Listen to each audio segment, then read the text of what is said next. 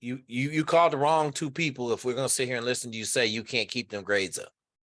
Oh, Okay? I think I can. That's what I'm saying. So stop making excuses about the fucking classes you got to take, right? We're not gonna listen to that.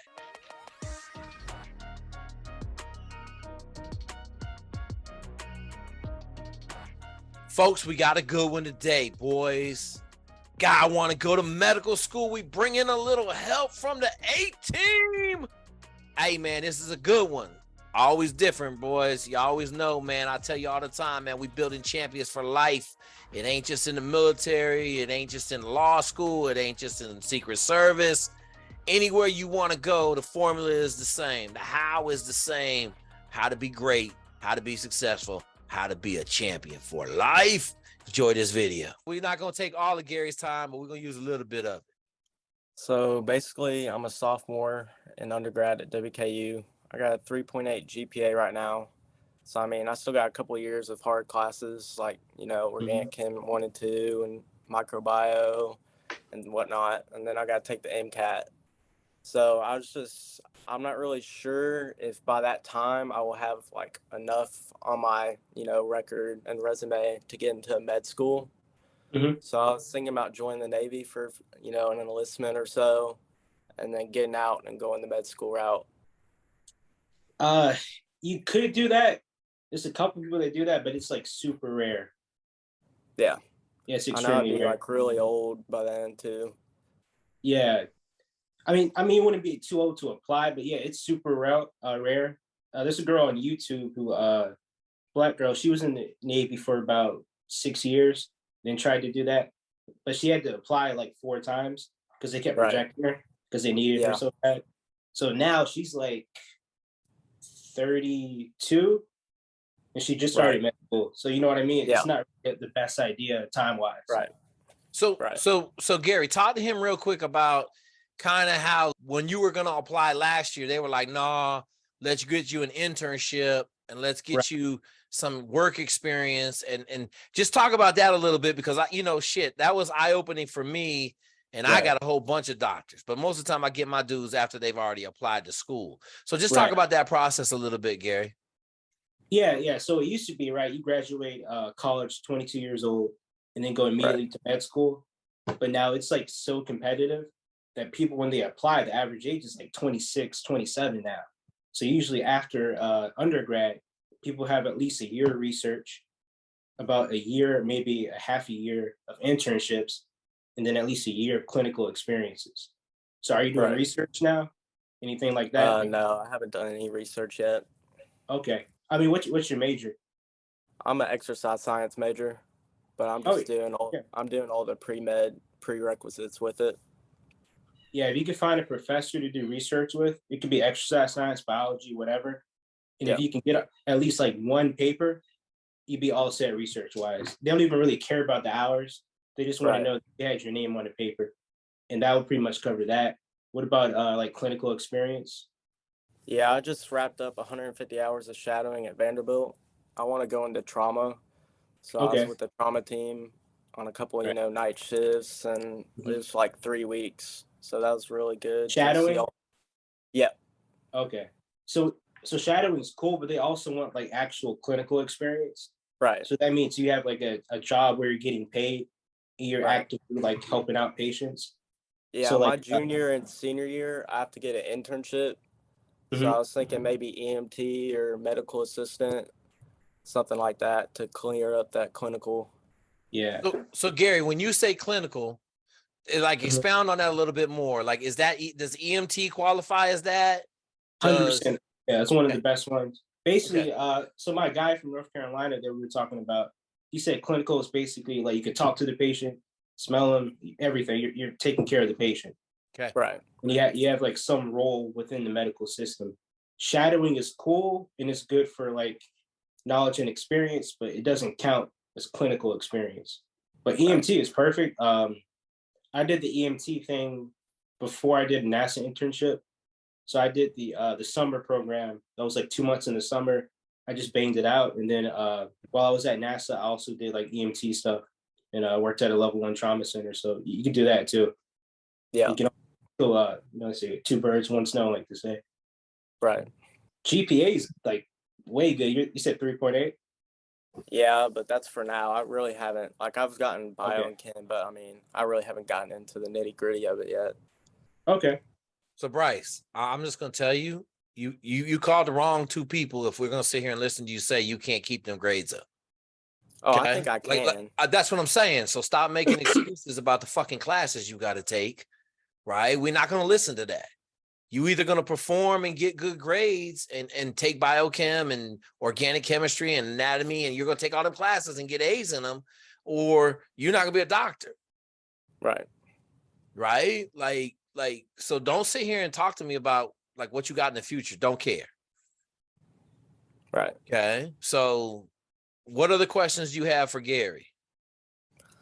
What did you want to specialize in? So I'm trying to go the military route. So I was thinking trauma surgery as like a Gotcha. specialization. Are you doing the HCSP program? Is that what you're doing? Yeah, I'm applying for HBSP. So basically, HBSP. Yeah. as soon as you apply, maybe like a month or two after, you just contact a recruiter, a medical recruiter, not a regular one, because they'll try to make you like a medic. But you contact a medical recruiter, and then they'll basically set up all the physical. And then I'm not sure if you have to take the ASVAB. I think they give you a waiver for your GPA. So that's a good thing with that. But yeah, it's a pretty simple process. I mean, they pay for everything. You can go to any school you want, so it's perfect. Yeah, there was a bunch of people at Vanderbilt when I was there who were doing that, Navy, Army. So it was cool to be around. So you studying for the MCAT or? I haven't started yet. I'm going to be a sophomore this year. Gotcha. So I still got a little bit of time. When did you take the MCAT, Gary? I took it my beginning of senior year, but I studied for it starting like the second semester of freshman year. So basically, like when I took biology, I went through the biology MCAT textbook. And then when I took chemistry, I did the chemistry part, and I basically did it while I was in school. But so by the time senior year came, I pretty much reviewed the entire thing. And so I think that's what helped me score pretty well, because I ended up with a 518, and I started out with like a 487 just on the practice test. So I mean, I think it's a pretty good method. Gotcha. So where are you? Are you ahead or behind, Bryce? Well, I have bio and chem coming up this summer. No. Are you ahead or behind? Well, I guess in retrospect, behind. Behind. Okay. So it's good to know where you're at. Okay. It's good to know where you're at. So you just got to, like, he asked you 4 times. He wasn't asking you for like general purpose. Like, oh, hey man, when are you studying yet? No, he's telling you need to start studying now. Right. Okay. That's what he's telling you. Yeah. He's a lot nice. You don't got to do everything. Just like one class, one book. Just do it that way. And by the time you get like junior year, you'll be done. Gotcha. And what did you use? Did you use the MCAT study book or? So it was a dude who went to my school, ODU, named Devon, and he ended up going to Harvard. And he comes back like once a year and kind of gives lectures. And he basically told us to use exam crackers. Okay. They're really short books. I think each book has about 7 chapters, but it's all comprehensive. It's way better than Kaplan. It's cheaper, but it gives you a pretty good foundation. And his lectures are pretty extensive, so I can send them to you too, because they're pretty good to watch. Okay.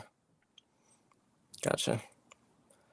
And then if I was hell bent on still going the Navy route, would it be? I've heard you could get out and do PA if I'm older, so just go to PA route. Like you don't have to go. Like just go PA right now.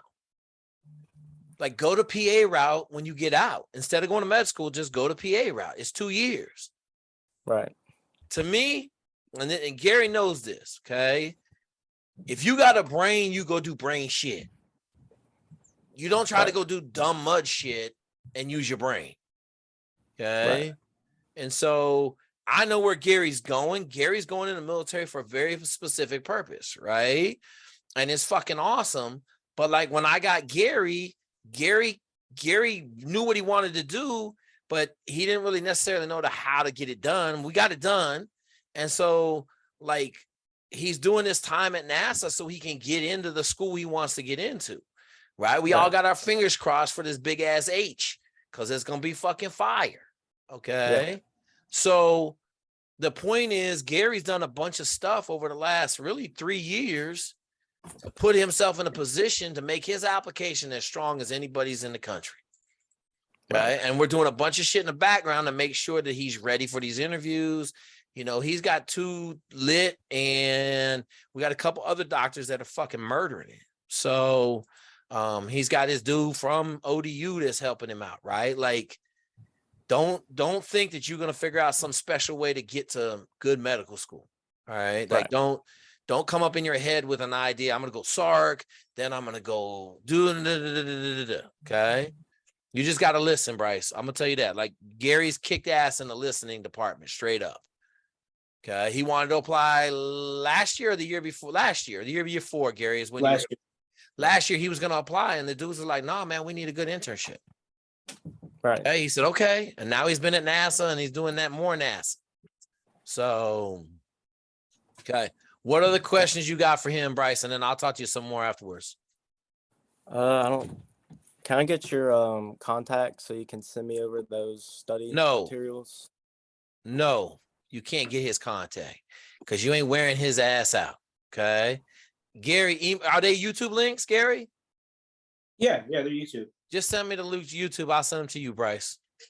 Okay. So here's the deal, Bryce. You don't get access to nobody until you drop a 520 MCAT score. Okay. Right? Like, freshman in college going to sophomore year ain't gonna wear Gary fucking out. I ain't gonna let that happen. You fucking try to wear me out, but I'm just gonna punch you in the face. Gary's a little bit more nicer than I am. Okay. We'll get you the information. All right, Gary, you good, brother? Yeah, I'm all good, man. Hey, motherfucker, keep carrying the flag, man. I'll catch you guys later. Later, Gary. Damn. All right, brother, what do you got? Did you take notes? Not much. Yes, I did. Okay, good. I keep being repetitive about the Navy thing because it's kind of something I've always wanted to do. Okay.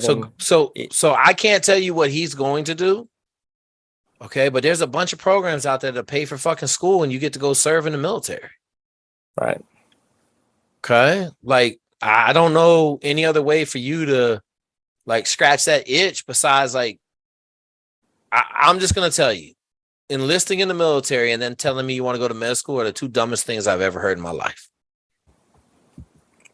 Okay. Now, that ain't quite as dumb as the kid from Columbia with a finance degree who's talking about going to thug it out and enlisting in the Army. Okay. But to me, like, the 2 don't go together. Right. Now, if you said, hey, I want to be a SEAL officer and I'm going to go into SEAL teams for 4 years and then I'm going to go to med school, we got a bunch of doctors. Okay. Right. That makes a little bit of sense to me. Not a lot. We're in the 10% category of makes sense. Right. Right. But enlisting doesn't even fathom into any conversation I would ever have with you. Does that make sense? Yes, it does. Okay. So what I'm going to tell you is, like, whatever is pushing in your brain that wants you to go do that, stop. Right. Go. You've ever been free fall parachuting? No, I want to. Okay, go do it. It's $200. Your parents got resources? Yes. Call your parents up, say, I need $200 to go parachute. Okay. If you like it, it's $2,500. You get all the special operations you want jumping out of fucking planes. Okay. Does that make sense? Yes, sir. Okay. You already got 150 hours of shadowing. You're doing a bunch of extra stuff. I just think right now it's kind of not necessarily aligned with where you want to go. Okay. Right. Gary went from 486 to 518. Yep. By studying, right? You know what the program is. So yeah, I mean, that's the thing. It's not like I'm not going to study. Like, I definitely work my tail off because my mom was a teacher and my dad's accountant. So school has always been huge for me. I didn't say you were lazy or shitty, Bryce. I'm not saying that. I'm just saying you're behind. Right. Right. And now that you know you're behind, you got to catch up. Right. He got a semester jump on you. He got a 518. You get a 518, you'll be able to get into good med school. Do I think that? No, I'm saying if you get a 518, will you get into a good med school? Oh yeah, for sure. Oh, I'm just wondering because what's the highest you can get, Bryce? It's a 530. Is it 530? I don't know. I just know I'm not sure exactly. he's the number 3 African American in the country. That's what I know. MCAT score wise, right? The other dude is the number 1 Hispanic dude in the country. Okay. Gotcha. So, I mean, just bust your ass, brother.